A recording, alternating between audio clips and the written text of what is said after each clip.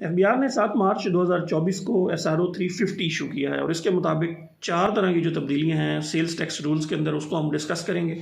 उसमें से पहली तब्दीली इन्होंने ये की है कि जितने भी फेक सीएनआईसी के ऊपर लोग कारोबार कर रहे थे, उसको रोकने के लिए जो लोग वफात पा चुके थे उनके शनाख्ती कार्ड को लोग यूज़ कर रहे थे, या आप कह सकते हैं कि सीएनआईसी का जो मिस यूज़ था सेल्स टैक्स के अंदर, उसको कर्टेल करने के लिए अब एफबीआर ने बायोमेट्रिक वेरिफिकेशन जो है वो हर साल जुलाई के अंदर इंडिविजुअल्स के लिए, पार्टनरशिप फर्म्स के लिए और सिंगल मेंबर कंपनियां जो नॉन मैन्युफैक्चरिंग नेचर का काम पाकिस्तान के अंदर कर रही हैं, उनके जो मेंबर्स हैं, उनके लिए डायरेक्टर्स हैं या पार्टनर हैं, जो फोकल पर्सन है, उसके लिए साल में हर साल एक दफ़ा जुलाई के महीने में नदरा ई सहूलत के उसके प्लेटफॉर्म से जाके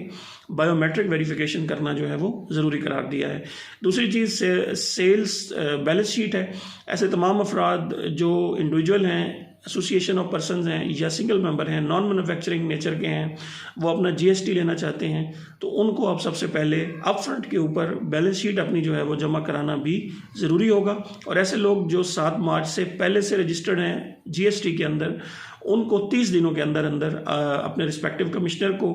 बैलेंस शीट जो है वो जमा कराना जो है वो उन्होंने ज़रूरी करार दिया है। लेकिन इस हवाले से ये है कि अभी तक उन्होंने मोड और मैनर जो है वो उसको क्लियर नहीं किया कि किस मोड में और किस मैनर में आपने ये जो है अदर ऑडिटेड होगा, अनऑडिटेड होगा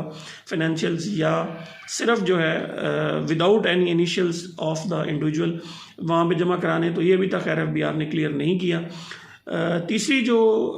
तब्दीली आई है वो ये है कि बहुत से लोग जो है वो पहले ऑनलाइन एप्लीकेशन जमा कराते थे और ऑनलाइन एप्लीकेशन जमा कराने के बाद उनको ऑटोमेटिकली सिस्टम की तरफ से जो है वो ऑर्डर आ जाता था कि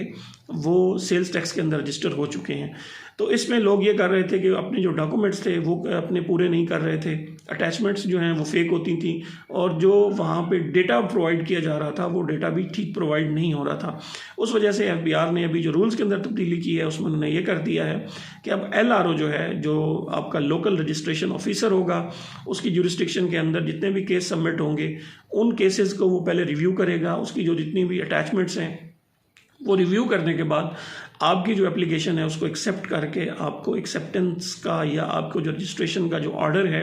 सेल्स टैक्स के अंदर उसको इशू किया जाएगा। और आखिरी तब्दीली जो है उन्होंने मैन्युफैक्चरिंग कंसर्न्स के लिए की है कि ऐसे तमाम मैन्युफैक्चरिंग नेचर के जो बिज़नेस हैं, पहले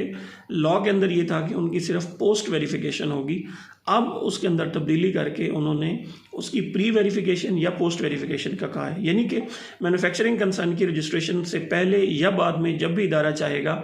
उसकी जाके वेरिफिकेशन जो है वो कर सकता है।